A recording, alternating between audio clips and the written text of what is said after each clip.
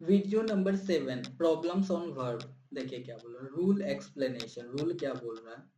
Rule बोल रहा है when a sentence shows duration of time like 4 or 5 years since 2019 and the action started in the past and continues till now, we use present perfect tense, subject plus has have plus past participle v3, 4 plus time period present perfect के लिए use होता है, since plus point of time present perfect में use होगा। ठीक है, four के साथ टाइम पीरियड हो और सिंस के साथ पॉइंट ऑफ टाइम, जैसे since 2019 and four 5 years। Clear है? when a sentence shows duration of time like 4 5 years since 2019 and the action started in the past and continues till now, तो we use present perfect tense। Structure क्या है? Subject plus had have plus past participle. देखिए she is having a car for 5 years। देखिए यहाँ पे point time period दे रखा है, तो यहाँ पे क्या होगा? प्रेजेंट परफेक्ट होगा, प्रेजेंट परफेक्ट टेंस का यूज होगा। ठीक है, तो यहाँ पे होगा he has he has he has had क्या होगा? V3 हो जाएगा। He has had a car for 5 years। Clear है? यहाँ पे क्या शो कर रहा है? यहाँ पे टाइम पीरियड दे रखा है, इसलिए हम लोग प्रेजेंट परफेक्ट का यूज करेंगे। क्लियर है? Next, remember these pairs. No sooner के साथ देन यूज होता है और हार्डली और स्कार्सली के साथ वेन यूज होता है। No sooner did he arrive then होगा देन इट स्टार्टेड रेनिंग, क्योंकि न्यू सूनर के साथ देन और हार्डली एंड स्कार्सली के साथ वेन यूज होता है।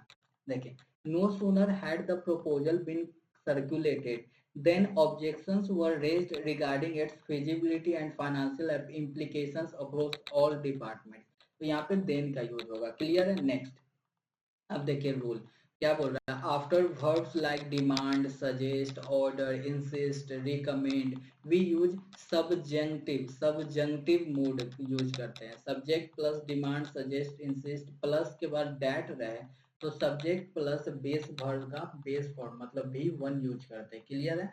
रूल क्या बोल रहा है? After verbs like demand, suggest, order, insist, recommend we use subjunctive mood. Structure subject plus demand, suggest, insist plus that plus subject plus base का वर्ब का बेस फॉर्म मतलब V1 यूज करते हैं। After these verbs, always use V1 base form: demand, suggest, order, insist, recommend, propose। If you say demand, suggest, insist plus that, उसके बाद immediately use V1 base का verb का base form use करना है। जैसे देखिए, he suggested that she go early। यहाँ पे go होगा, सी देखे तो गोज नहीं लगा दीजिएगा। क्योंकि demand, suggest, order, insist, recommend, propose के बाद अगर डेट रहे तो उसके बाद वर्ब का बेस फॉर्म आता है, V1 आता है। The teacher ordered that the work be completely यहाँ पे बी कंप्लीटली होगा। क्लियर है? They insisted that he leave immediately, यहाँ पे लिव्स नहीं होगा, ही लिव इमीडिएटली।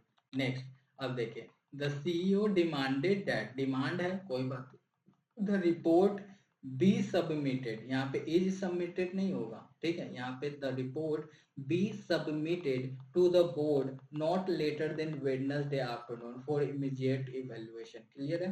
क्योंकि हम लोग जानते हैं कि जब भी डिमांड रहे, सजेस्ट रहे, ऑर्डर रहे, इंसिस्ट रहे, रिकमेंड रहे, प्रपोज रहे, अगर उसके बाद डेट आता है तो उसके बाद वर्ब का बेस फॉर्म आएगा। तो यहाँ पे वर्ब का बेस फॉर्म बी आएगा, तो पहला नंबर गलत है। Thanks for watching.